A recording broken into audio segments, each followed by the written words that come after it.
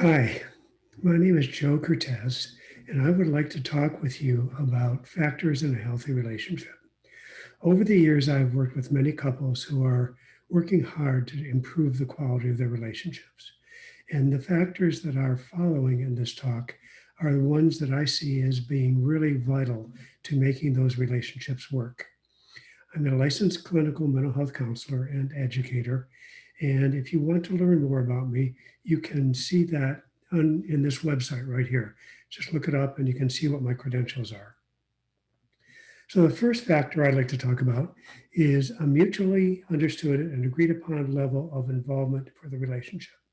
Both partners must contribute to the stability and growth of the relationship. This often includes striving to share values and attitudes about life. So, does the couple agree on whether this is a permanent relationship or is it a casual relationship? Does it have a future to it? These are things that can be talked about with the couple and decided upon whether they're going in the same direction. The second important factor is communications, a mutually acceptable level of verbal interactions. This includes, but is not limited to, those areas which decisions are made about the relationship.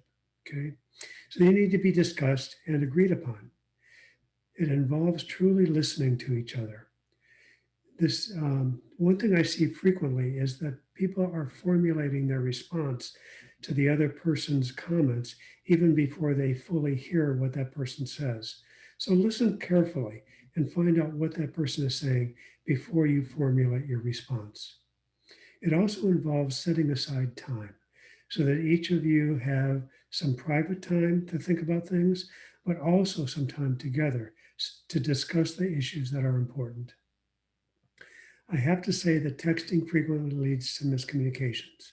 This is not a real clear form of interacting. There can be so many things that are read into the written word that talking to each other and watching each other's response seems really critical to see how the person is responding to what you have to say and for them to see how you're responding to what they're saying. Compromise. When there's a difference of opinion, the ability to give in half the time. You don't always need to be right. If you have to be always right, if it always has to go your way, this will bury the relationship. This involves all decision making levels, including child rearing. Integrity. The ability of both partners to maintain behaviors that promote trust. This clearly means the absence of deceitfulness and undermining of the relationship. Once the trust is broken, it is really very, very difficult to regain. It also is reflected in a person's behavior outside of the relationship.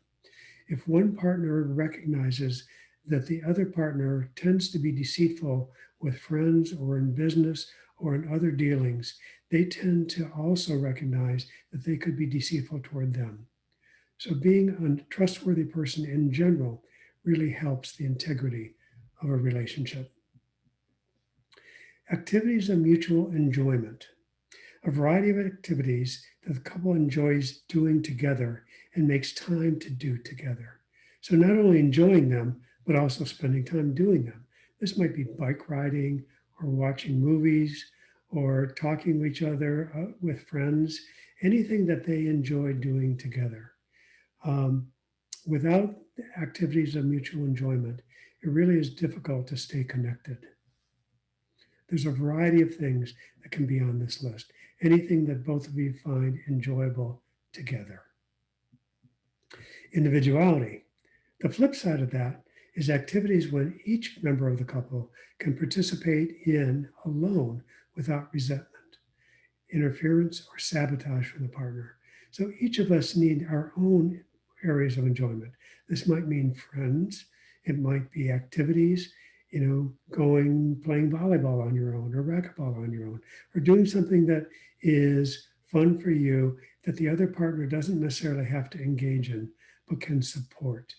And you support that person's activities and enjoyable activities. Accepting individual differences. People do things in different ways. This is this goes without saying. We would never do things always alike. It's essential that each partner recognizes that their way is not necessarily the only way to accomplish a task, a behavior, or belief system. Accepting individual differences is a central part of a healthy relationship. Knowing that there's more than one way to accomplish things and allowing that to happen in your household and in your relationship is very, very crucial.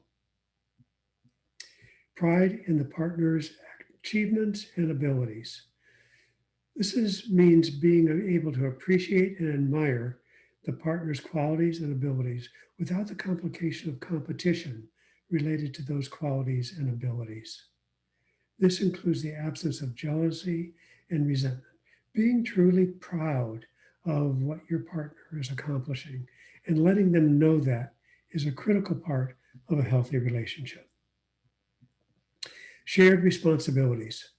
An established and agreed upon set of responsibilities for household and life tasks. It is important that there is a balance. Child rearing is an important part of this balance and needs to be accepted as an equivalent to any other life task. This is not just an add on. Child rearing is a time consuming and important process that needs to be factored into the equation of all the life tasks. Conflict resolution, obviously very important. The ability to resolve differences, to compromise, and the ability to share negative feelings without negative consequences. Now, sharing negative feelings does not mean profanity or accusatory statements. This means just being able to say how you feel about things. Defensiveness undermines conflict resolution. Sticking to an agreed upon decision is the responsibility of both parties. Unresolved conflicts undermine the relationship. They need to be figured out, resolved, and move on. Sexuality, a mutually acceptable ways of satisfying sexual desires for both partners. Coercion, intimidation, or force has no place in a healthy sexual relationship. This goes without saying, but once this occurs, then the sexuality starts to plummet and things go wrong. So do things that are mutually acceptable. This also includes clear communication. Tell each other what you like and tell each other what you don't like. And listen to what the other person says when they say, that's not right for me. Be respectful of that. Intimacy, a clear expression of caring, empathy, concern, and positive feelings between partners with behaviors that reinforce these expressions. This is separate from sexuality. Intimacy means being able to touch without it being sexual, holding hands, taking out the garbage without being asked, being supportive of each other's behaviors and proud of each other's accomplishments, bringing home flowers, bringing coffee to the bedside in the early morning hours. These are all signs of intimacy. There are so many of these. This also involves communication. So being able to talk to each other about what you see as an intimate behavior. The absence of substance abuse and violence and abuse. Obviously, the presence of any of these will ruin even the most otherwise healthy relationship. When there's abusive behavior, violence, dependence on alcohol or other substances, it brings down the relationship. It also interferes with clarity of thinking and communication. So doing these things really needs to be absent. This doesn't mean you can't enjoy a glass of wine or some beer. This means that you don't do it in excess. And you certainly don't do it when you're having important communications and talks. Letting go of past resentments. I believe that holding grudges, reminding the other of past hurts and mistakes, or reliving previous disappointments in each other is a recipe for failure. If one partner can't let go, then it won't work. It just won't work. This does not mean to ignore them.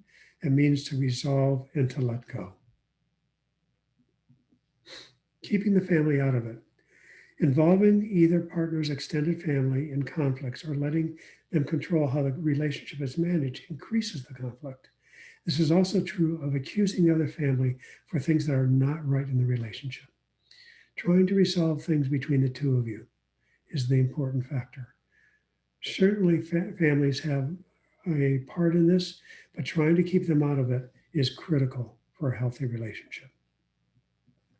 Keeping electronics out of it. This is more of a modern day thing. This means controlling the use of electronics, computer, video games, smartphones, iPads, etc. during interpersonal time. This obviously can be used during time alone, but making an attempt to limit the use during times when you are together, and especially when you're trying to communicate or you have a nice evening out over a meal. Keep the phones out of it. Personal attribution. This is so important. Awareness and acceptance that what goes right and what goes wrong in a relationship is both parties' responsibility. This includes being able to admit when you're wrong and a willingness to say, I'm sorry, and really mean it. Remember that I'm sorry does not make the behavior acceptable. One of my favorite sayings is you cannot unring a bell. Once you say something or do something, it is etched in stone. So try not to do it in the first place. But saying you're sorry and truly apologizing is also very important. Humor. The ability to laugh with and not at each other and at oneself throughout the course of relationship. We all do things that are kind of funny, that are kind of stupid. We all need to be able to laugh and own the funniness of our behavior and share them with each other and laugh out loud about things that we do. I have to add this to our list. Although a healthy relationship obviously requires ongoing effort, the role of luck may play an important part in a healthy relationship. It really does. Sometimes illness or loss of a job or other things that can get in the way of a healthy relationship cannot be ruled out. So luck and not having those things factor into the relationship is an important part of a healthy relationship. Working on it. Relationships do take work. They take communication, they take agreement, they take compromise. If you find that there are some things lacking in your relationship, talk about it with each other. Try to find resolution at a common ground. Counseling is a resource that may be helpful in resolving unmet expectations and desires. I really would like to hear your comments, thoughts, reactions to the things I've said here. They may fit for you, they may not fit for you. Here's my email address. You can send me an email address. You can also just write a comment on YouTube. Let me know what you're thinking. Let me know how to improve this talk. Maybe I need to add some things that would be better served in this kind of talk. Let me know. But I'd love to hear, and I hope it was helpful. Thanks very much. You all take care.